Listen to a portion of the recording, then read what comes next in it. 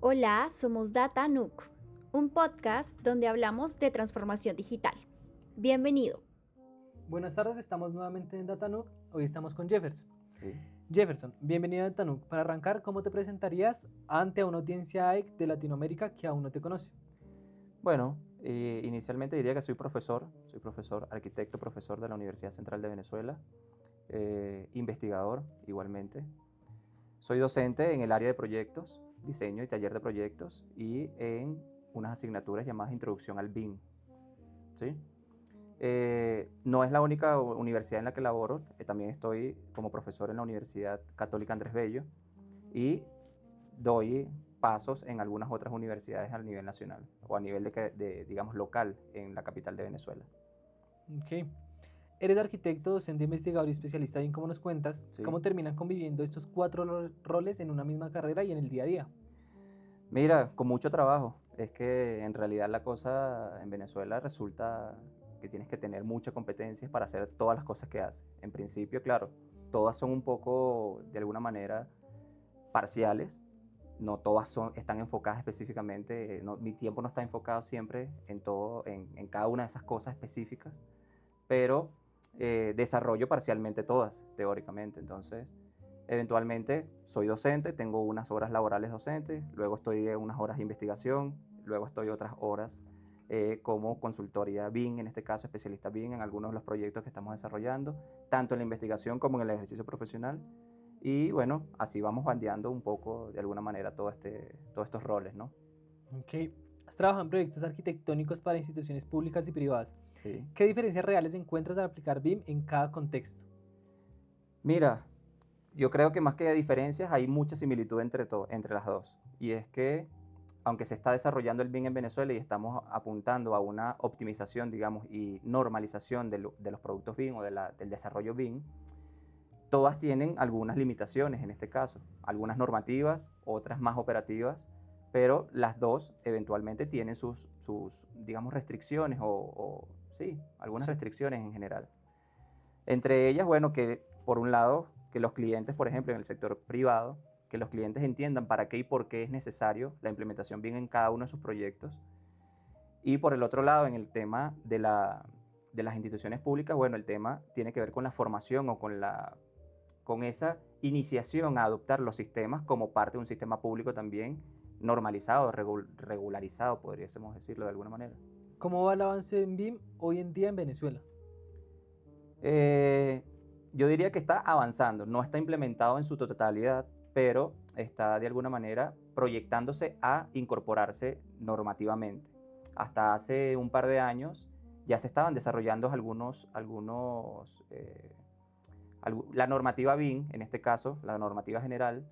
Sin embargo, bueno, todavía está en discusión, entiendo, y todavía no tenemos una base legal para normativas BIM en Venezuela, pero se están desarrollando de algunos sectores, digámoslo, Ok. que lo están implementando con referencias a referencias internacionales, a enlaces internacionales, a algunas propuestas que se han hecho internacionalmente y que sirven, en este caso, por ejemplo, como Colombia, que son nuestros vecinos y sirven perfectamente para implementarse en Venezuela.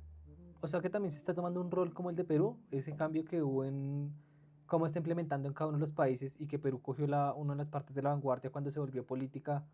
Ese es el tema. Cuando se vuelva política en Venezuela, por lo menos en el sector público, cuando lo adoptemos de alguna manera de lleno, esto Sí. creo que va a tener un avance y un repunte completo.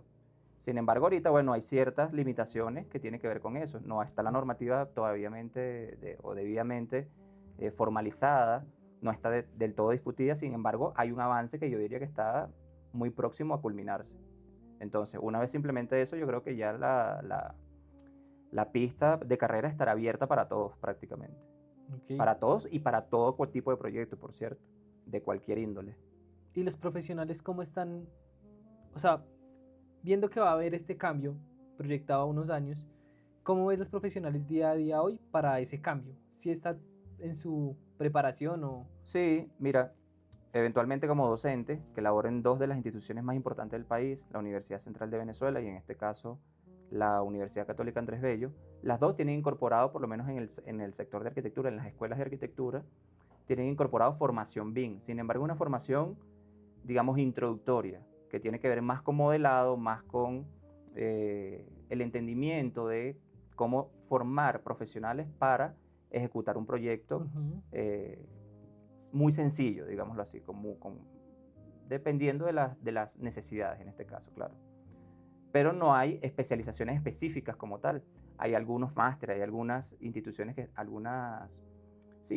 están desarrollando máster específicos, pero tienen más que ver con enlaces de, como te decía, internacionales. Sí. Por ejemplo, España, que ofrece máster en Venezuela, Sí. que ya tiene mucha trayectoria en el tema BIM. Colombia, que está ofertando también en algunos casos. Y otras instituciones internacionales, en este caso. Panamá, por cierto, que también estaba de alguna forma algunos institutos que se están desarrollando para eso. Pero en el caso de la academia propiamente, bueno, fíjate que es importante, la Universidad Católica Andrés Bello, que es una universidad privada, y la Universidad Central de Venezuela, que es una universidad pública, las dos están incorporando este tipo de desarrollo o de competencia que tienen que desarrollar los estudiantes para, bueno, para sus conocimientos, para sus labores profesionales, ¿no? Ok, y hablando de las grandes constructoras o desarrolladores de proyectos de AECO, infraestructura y Sí. construcción, ¿cómo está esa integración de BIM e implementación BIM? Va a depender mucho o poco quizás del conocimiento, en este caso, de esas constructoras y de los intereses particulares. Es que, como te decía, como no hay normativa en Venezuela ahorita actual, más allá de la que se pueda, adaptar en relación al BIM con las normativas existentes en Venezuela en cuanto a la construcción, Sí.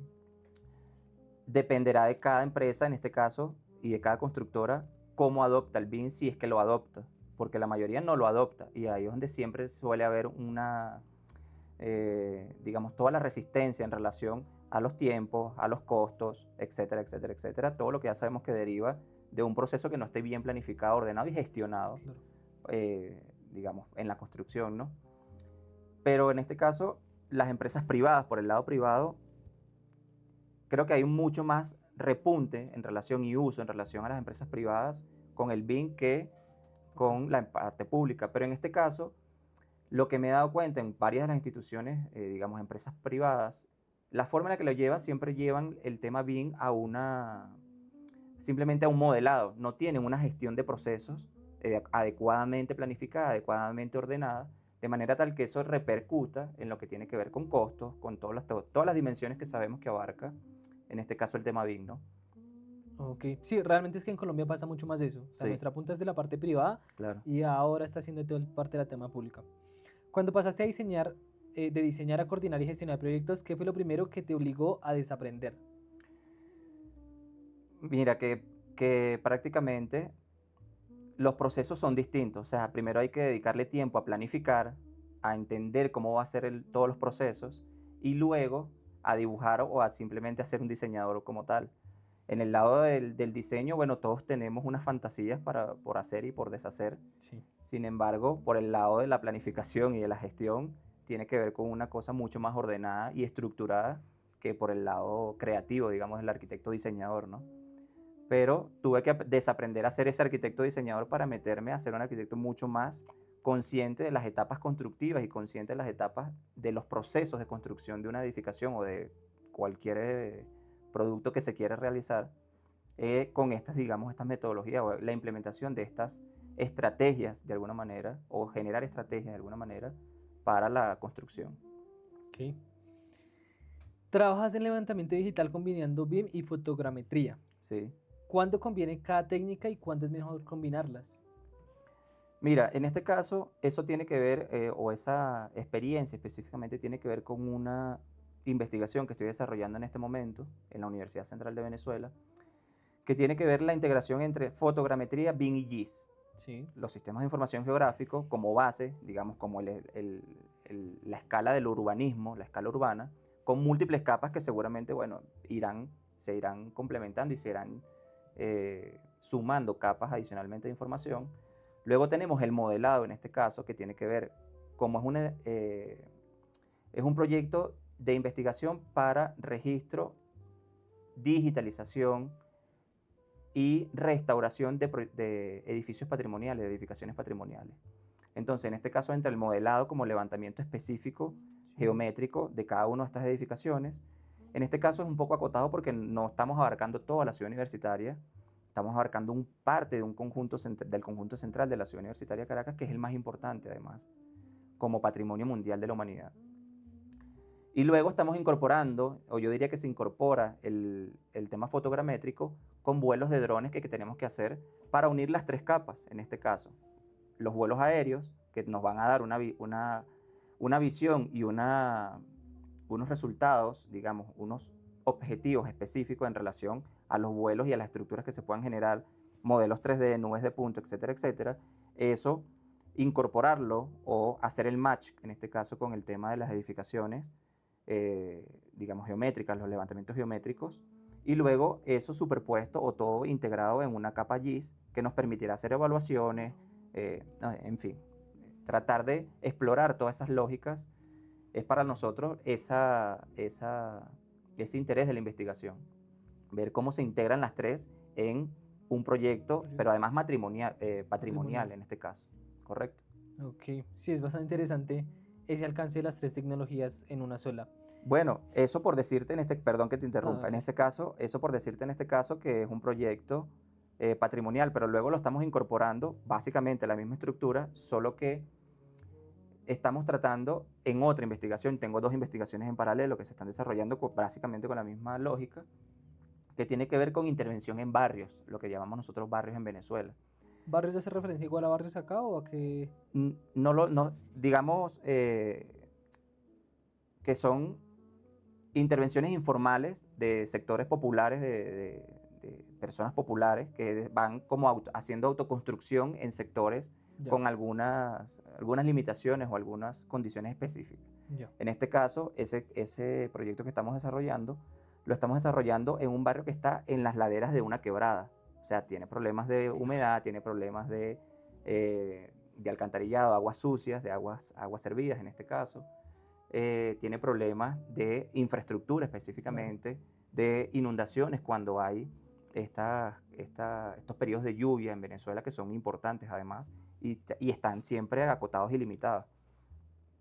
Entonces lo que estamos tratando por otro lado es con ese barrio establecer un sistema o una lógica de funcionamiento del tema fotogramétrico con levantamientos fotogramétricos, estudiar cómo se pueden intervenir esos barrios, porque es que son muy complejos en realidad, cómo se pueden de alguna manera adaptar y incluir sistemas, soluciones basadas en naturaleza, que tengo problemas con ese término en realidad. Las SBN, que son soluciones basadas en la naturaleza, para mí no se trata solo de soluciones, sino más de búsqueda de responder, o esa búsqueda por responder con objetivos específicos y con formas específicas a intervenciones, en este caso, de diseño urbano específicamente. Y luego tenemos entonces la misma lógica, hacer vuelos fotogramétricos, levantar los barrios, en este caso, como elementos geométricos, y luego incorporarlos en un sistema acotado de sistema de información geográfica que luego se puede replicar o incorporar a una red mucho más amplia que abarque Caracas completamente o otra, no sé, otra extensión digamos, de territorio, ¿no? Y que puedan evaluarse en este caso estrategias, por ejemplo, para intervenir barrios, estrategias de qué se debe hacer y qué no se debe hacer, formas de hacerlo y cómo no hacerlo, quizás también evaluarlos con anticipación antes de entrar a estos digamos, sectores que son populares, que son resistentes también al cambio, porque hay una identidad, hay una cultura, hay valores asociados a la forma y a las lógicas de vida de estos ciudadanos. Entonces, bueno, fíjate, ya que estamos hablando, ya no solamente la incorporación en temas técnicos y tecnológicos, sino sociales también, culturales, de identidad. Entonces, bueno, abarca una cantidad de cosas, digamos, de aristas, de dimensiones, que son importantes evaluarlas antes de intervenir. Por ejemplo, en el caso del Estado, no es simplemente decir, bueno, de un privado también. Bueno, demolemos todo en un sector y lo volvemos a construir. Bueno, pero es que ahí hay una gente también que hace vida. Hay la participación de comunidades, en este caso, que tienen una forma de habitar. Entonces, bueno, esas son las lógicas que estamos tratando de explorar con estos 2 proyectos de investigación. Por un lado, lo patrimonial, que está acotado, estrictamente ordenado, y por otro lado, un barrio que es lo opuesto. Totalmente. Ok. Hablando de proyectos patrimoniales, ¿cómo se define qué alcance va a tener un proyecto de este alcance o de esta importancia? Mira, en este caso, claro, la definición no la estoy abarcando yo. solamente. Esto es un grupo de profesionales que tiene un propósito fundamental. En este caso, lo que estamos tratando con este proyecto patrimonial es generar las bases para luego tener la forma de pensar cómo intervenir cada edificación o cómo restaurarla en temas de patologías, en temas de recuperación, de mantenimiento, etc. Entonces, en este caso, ahorita simplemente estamos haciendo la versión básica, vamos a llamarlo así, que es la incorporación de las 3 tecnologías, para luego estudiar cuáles van a ser los alcances.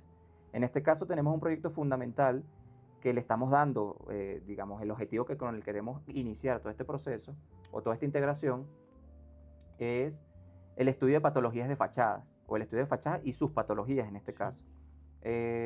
Contamos con un grupo de asesores en temas de restauración, de mantenimiento, ingenieros civiles, arquitectos, etcétera, que están haciendo todos los análisis y los estudios para ver cómo vamos a poder intervenir esas fachadas. Entonces, ¿qué estamos haciendo? Una vez que, por ejemplo, tenemos el modelo digital, nos permite, bueno, replicar esas fachadas tal cual como están, con sus problemas, pero también establecer unas estrategias que nos permitan restaurarlas posteriormente. Y en ese vaivén o en ese tránsito de lograr estos objetivos, bueno, minimizar costos, minimizar tiempos, optimizar, o mejor, más que minimizar, yo digamos que optimizar cada uno de estos y optimizar los resultados también, optimizar el trabajo humano, optimizar toda digamos, la gama de actividades que hay que generar a través de esto, ¿no?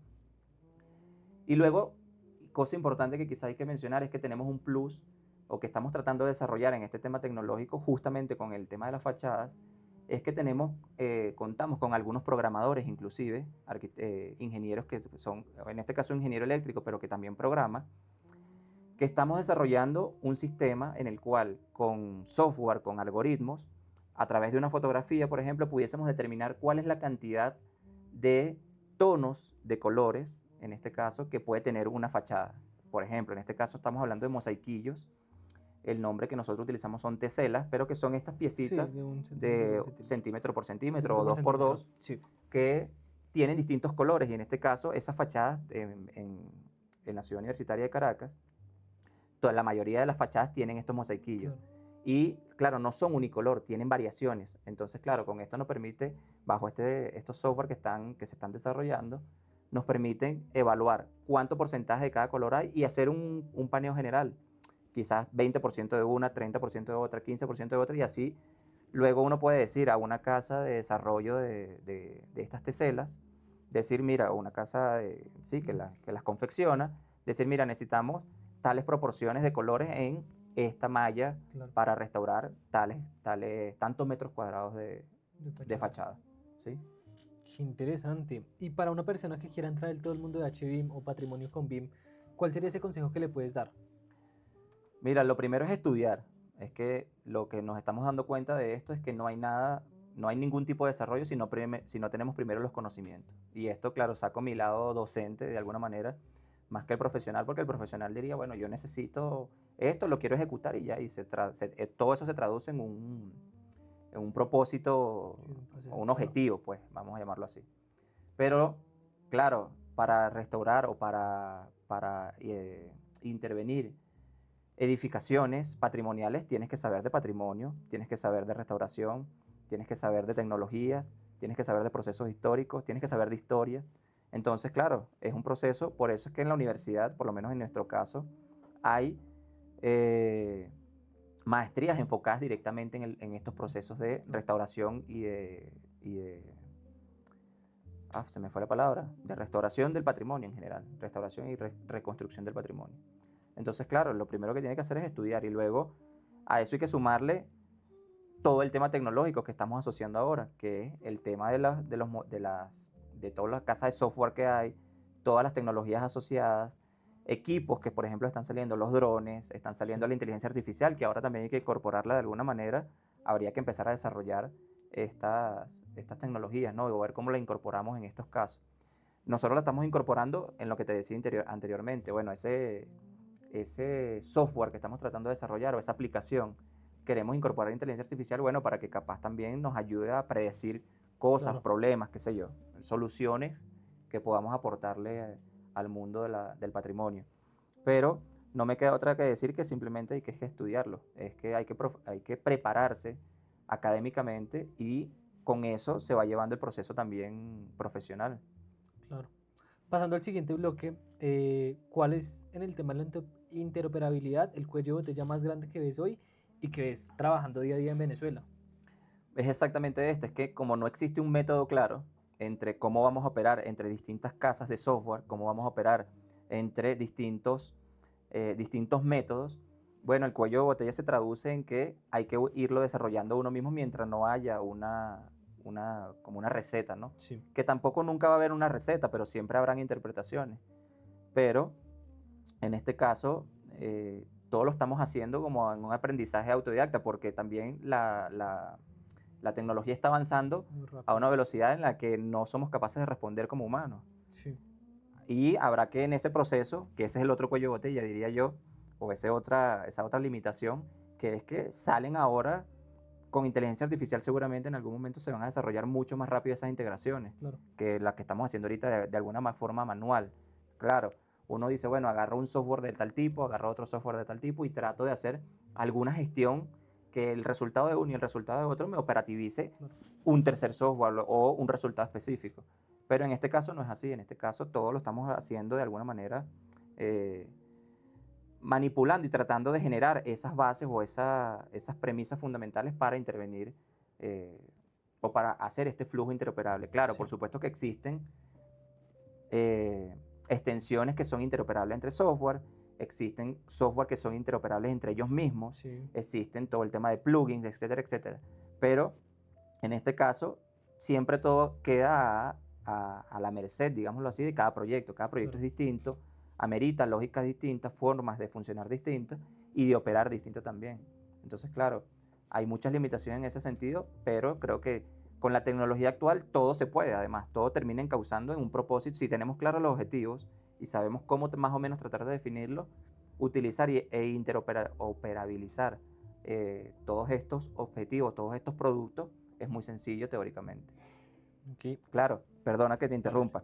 ¿Qué supone eso? Bueno, que tú tienes que tener claro cuál es el objetivo, cuál es el producto y cómo lo vas a utilizar en otro software o en otro flujo de trabajo para poder tener continuidad en el proceso, ¿no? Ok. Cuando hablamos de interoperabilidad y cuando hablamos de proyectos en BIM, ¿cómo se acerca a la parte gerencial todo este tema del ROI? De que realmente vale la pena, pues porque eso es lo que realmente en algún momento es lo Claro. que importa a las empresas y cómo se está gestionando eso desde tu parte, cómo lo haces para lograr eso. Bueno, en este caso, como te decía inicialmente, lo primero es planificar, es ordenar la información, estar consciente, que nunca se está siempre 100% consciente de cuáles son los objetivos a que se quieren esperar, ni tampoco cuál es el camino que hay que transitar para llegar a un objetivo específico. Sin embargo, tomarse el tiempo para mí antes, con antelación, de ejecutar cualquier cosa y ejecutar con pensamiento de planeación, de alguna manera, y de gestión de cómo Sí. queremos gestionar la información, siempre tiene retornos de inversión importantes, ya sea no solamente en tiempos, o no solamente en términos económicos, sino también en esfuerzo humano, en esfuerzo de cada uno de los que hacen vida para desarrollar cualquier producto. Eso, por supuesto, a las entidades públicas, a las entidades privadas, le interesa más una que otra. Claro. Pero yo creo que la forma de velar, digamos, conscientemente por todas estos beneficios que se pueden obtener en términos, como ya te decía, de tiempo, de calidad, de procesos, de acortar, de hacer más fácil también incluso el trabajo para los que vienen después de nosotros, para los que van a ejecutar el proyecto, los obreros, los ingenieros, etcétera, etcétera, etcétera. Entonces, claro, tomarse el tiempo para mí, digamos, es quizás el punto más álgido para pensar con anterioridad todo lo que puede pasar y prevenir todas esas situaciones de alguna manera, ¿no?, que se puedan generar. Sí. Has investigado el uso de inteligencia artificial en procesos de representación y diseño. ¿Qué encontraste que realmente funciona, que realmente es humo y cómo ves el tema del futuro y el tema de los reemplazos de los profesionales? Mira, de esto, bueno, hay que hablar quizás, hay mucho de qué hablar. En principio es que la inteligencia artificial, lo que me queda claro es que no diseña y creo que no va a diseñar, De nunca. acuerdo. Porque el proceso del diseño y de pensar en el proyecto de arquitectura tiene que ver con un proceso mental humano. O sea, es que las formas de interpretar el espacio, las formas de proponer cómo se diseñan esos espacios, no lo va a generar la inteligencia artificial. Quizás en algún momento lo pueda hacer de alguna u otra manera, pero lo hará como sin alma de alguna manera también, ¿no? Porque uno trata de imprimirle alma, algunos criterios, valores al espacio que se diseña. Y luego está el tema, en el caso de la inteligencia artificial, yo creo que por lo menos en cuanto a la arquitectura, más que ser una herramienta que nos vaya a desplazar, más bien creo que nos va a complementar, como de hecho lo está haciendo. Sí. Perdón, en este caso, por ejemplo, este tema de imágenes generativas o de fotorrealismo, de temas 3D, etcétera, etcétera, es muy potente, por supuesto que es muy potente, porque yo que antes me tenía que tomar 3 horas para hacer un render y modificar luces y ordenar cosas, ahora simplemente tecleando lo que quiero que haga la inteligencia artificial, lo hace y con unos resultados bastante buenos, digámoslo así, bastante óptimos. Más sin embargo, no responde siempre como uno esperaría, porque todavía no está entrenada, no está optimizada, bueno, hace falta que se desarrolle toda esta tecnología. Pero es muy utilitaria desde mi punto de vista. O sea, a mí en vez de tomar 3 horas hacer un render, simplemente con una vista o un esquema de un 3D, por ejemplo, que tenga montado en cualquier software, una vista general que quiera generar, le pido a la inteligencia artificial que lo haga y lo resuelve. Es que la verdad es que los resultados a mí me dejan impresionados. Más que uno entonces tiene que tomarse el tiempo de pensar cómo va a poner la iluminación, cómo quiero que sea la vista, cómo quiero que proyecte el agua, qué sé yo. Toda la cantidad de cosas que están alrededor del tema de renderizado. Pero yo no lo veo como un desplazamiento del arquitecto o el trabajo del arquitecto o el del trabajo del renderista en este caso. Lo veo más bien como un complemento, o sea, te optimiza los tiempos, te da buenos resultados, dependiendo de cuál utilices. Tienes que aprenderse también el lenguaje en el que se le comunica a la inteligencia artificial estas instrucciones para que sea precisa y dé los resultados más óptimos. Entonces yo creo que en términos de inteligencia artificial hay 2 puntos clave. Para mí, por un lado, no va a sustituir al arquitecto, aunque hace trabajo mucho más rápido, por supuesto, pero en lo que respecta directamente al pensamiento arquitectónico de proyecto y de diseño, no creo que lo logre hacer, porque eso creo que es inherente al humano, es inherente al pensamiento humano. Y luego en temas de apoyo, digámoslo así, de alguna manera, a otras actividades, por supuesto que lo va a hacer, y seguramente lo haga más rápido. Claro, en algún momento aparecerá un Jarvis como el de Iron Man, en el que nosotros tenemos, pero siempre hay una instrucción, ¿ves? Siempre, o esperaríamos que siempre hay una instrucción para que nos ayude y sea más eficiente, digamos, todos los procesos o los resultados que queremos obtener. Yo no lo veo en este caso como una especie de bloqueo, sino más bien como algo que nos está aportando mucho. Bueno, habrá que desarrollarla, habrá que irla entrenando en todo esto, pero por ahora no lo veo como como un elemento negativo, digamos, a todas las profesiones que están relacionadas con la industria de la construcción, de la arquitectura, de la ingeniería. Ok. ¿Dónde está la brecha más grande entre lo que enseña la universidad a día de hoy y lo que está pidiendo la industria? Yo creo que, claro, en este caso, en Venezuela, te puedo hablar específicamente de Venezuela, es que la industria está avanzando a unos tiempos y a unas velocidades impresionantes. Sí. Claro, en Venezuela nos encontramos en unas coyunturas muy específicas, políticas, económicas, etc. Una vez que nosotros desplacemos esas coyunturas o demos el salto de alguna manera y entendamos que no solamente alrededor de eso gira nuestras vidas, yo creo que la industria va a venir muy fuerte a Venezuela, mucho más fuerte a Venezuela, más de lo que ya está, por cierto, porque se va a abrir Venezuela al planeta entero. Claro. Y en este caso, bueno, los profesionales que estén en Venezuela, en este caso, tienen que estar a la par y ser capaces de actuar bajo las lógicas de estas empresas. Sí. Bajo las lógicas también de tecnología. Y es que tienen que estar de alguna manera preparados. Claro. En Venezuela, ahorita, hay muy poca preparación en relación a eso, diría yo. en términos generales, estoy hablando en términos globales, porque si lo hablamos de forma específica, claro, la universidad está haciendo un trabajo, algunas empresas están haciendo un trabajo en temas de formación, pero cuando venga esa masa de trabajo y de construcción de empresas que se abra Venezuela al mundo, más de lo que ya existe hasta el momento, bueno, creo que ahí es donde está realmente el mayor problema, la mayor limitación, ¿no? Bueno, que seamos capaces de responder a todo lo que viene, es que capaz no podamos ser capaces, o sea, los que tienen el conocimiento pueden que se incorporen a estas actividades y a este desarrollo, pero va a haber que formar mucho más rápido y en una velocidad mucho más, de forma, digamos, precisa, bueno, cuáles son los requerimientos de esas empresas que van a venir. Sí. Vienen con estándares europeos, norteamericanos, qué sé yo, se va a desarrollar bajo estándares nacionales. Bueno, habría que desarrollarlos también. Entonces hay otra variante adicional, bueno, que el Estado como tal tiene que invertir en eso. Entonces, bueno, fíjate, hay distintas limitaciones de alguna manera en cómo se va a abordar esto en algún momento. Okay. ¿Qué consejo le das al docente de arquitectura o a los docentes de hoy en día de las universidades hacia el sector que sabe que tienen que dar el salto al tema de transformación digital, pero no saben cómo? Mira, es que te lo voy a poner de la siguiente manera. El tema en Venezuela, por ejemplo, en la Universidad Central de Venezuela, el único que está hablando de BIM soy yo. El único que está enseñando, por lo menos en arquitectura, soy yo. Digamos, enseñando, porque luego no es que los estudiantes no lo sepan. Siempre de forma autodidacta están manipulando uno u otro software. Claro.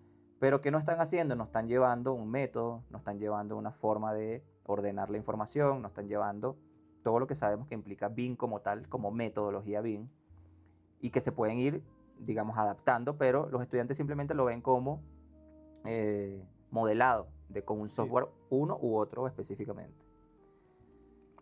Entonces, claro, aquí aplican dos cosas que yo creo que van de la mano. Una es el estudiante que tiene unas capacidades y que viene asumiendo su rol de estudiante en un tiempo específico, en este caso, de los 2015 para acá, 2010 en adelante, con unos docentes que tienen que formarse y tienen que actualizarse en términos de tecnologías, de actualización curricular.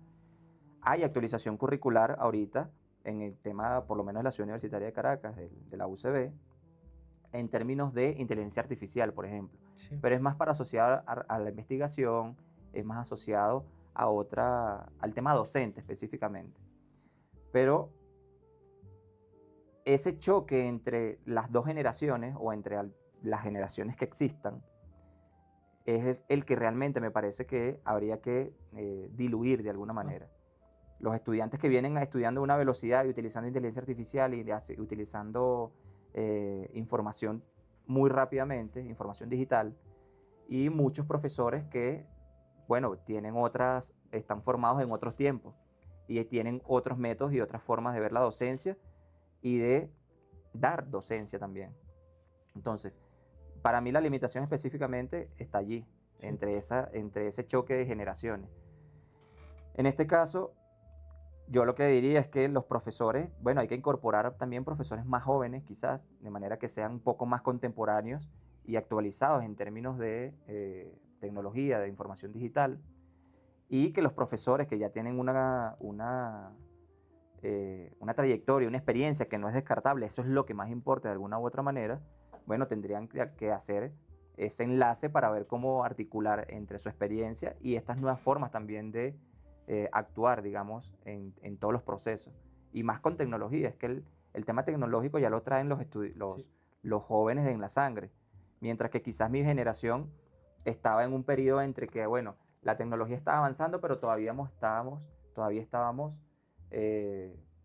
una generación o más ligado a la generación anterior. Sí. Entonces, bueno, ahí hay unas resistencias que hay que, digamos, diluir de alguna manera, ¿no? Okay. Pasando al siguiente bloque, ¿cómo es el tema de los gemelos digitales en Venezuela y Latinoamérica? No, en Latinoamérica creo que se está desarrollando muchísimo. Ahora en Venezuela, que yo conozca en términos de la academia, 2 o 3 profesores o 3 o 4 profesores están desarrollando gemelos digitales como tal. Digamos, escalas que son importantes. No nada más la escala de un edificito, que también es importante, pero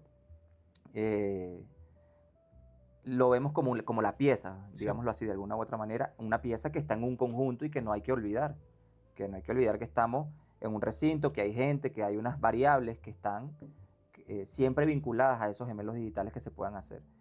Y que luego, en este caso, por ejemplo, conozco de un profesor que está desarrollando o quiere desarrollar una especie de gemelo digital de toda Caracas, en este caso. Hay unas bases, por supuesto, hay unas empresas que ya han hecho o han ido levantando información, pero se quedan siempre como en la superficie, me parece, se quedan Sí. siempre como en modelados muy básicos de alguna u otra manera.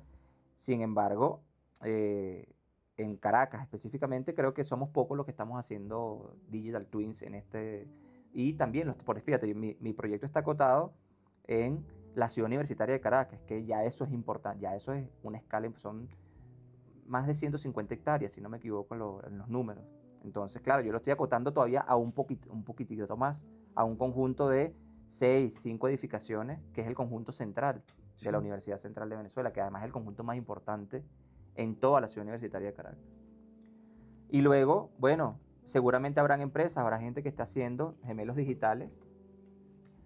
No sé con qué propósito, pero para nosotros el propósito no es simplemente tener un modelo y ya, es poder hacer modelos predictivos en escalas urbanas, Totalmente. es poder hacer gestión y mantenimiento quizás y operacionalización de cada una de las edificaciones, en este Sí. caso de mantenimiento de patrimonio.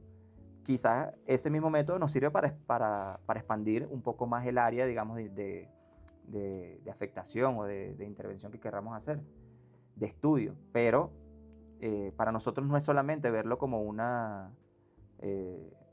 como un modelo ya que de alguna manera, bueno, puede que sea un modelo más innovador, puede que sea un modelo con mucho más rápido, procesado con otras tecnologías, que un modelo básico cualquiera con superficie del que sea. Las dos se traducen en lo mismo, solamente que con tecnologías distintas y momentos distintos. La cosa es para qué lo hacemos, con qué utilidad van a tener esos modelos como privado entendería que es para uso práctico de cada uno de ellos, pero Sí, luego, claro. si lo entendemos en el conjunto de la Con ciudad, la universidad, es claro. importante visualizarlo. Por ejemplo, uno de los estudios que queremos hacer es un estudio de movilidad dentro de la ciudad universitaria de Caracas. Claro, ahí tendríamos que incorporar sensores, el IoT, tendríamos que incorporar una cantidad de información de cosas y personas también preparadas para Totalmente. eso y, bueno, y sistemas, redes, etcétera, etcétera. Pero que quizás podamos hacer en algún momento la primera ciudad inteligente, por así decirlo, en Caracas, con la ciudad, como prueba piloto, la Universidad Central de Venezuela, la ciudad universitaria de Caracas, bueno, es nuestro propósito fundamental. Y con eso, bueno, todo lo que tiene que ver con lo que ya hablamos, interoperabilidad de información, flujos de información, en este caso, incorporar inteligencia artificial, por ejemplo, para ver cuál es el estatus, no sé, de los estacionamientos o del tránsito, qué sé yo. Cualquier cosa se nos podrá ocurrir y lo podremos utilizar para eso. Pero para eso es que es importante, desde mi punto de vista, un gemelo digital realmente. No verlo desde la pieza, sino verlo en su integralidad. Eso supone también unos retos importantes. Bueno, tener que tener servidores, servicios, formas de operar toda esa información, quién maneja la información, si es pública o privada. Bueno, hay datos importantes que hay que gestionar. Sí, hay varias preguntas, pero sí es como a lo que se está apuntando hacia el futuro. Se está apuntando hacia un Digital Twin y un Smart City. Las dos, prácticamente. Las dos, claramente. Una precede a la otra. Total. Entonces, claro, en este caso, una ciudad inteligente, por ejemplo, ¿qué esperaría yo que nos pudiese permitir una ciudad inteligente que tengamos en este momento en base al gemelo digital que podamos hacer?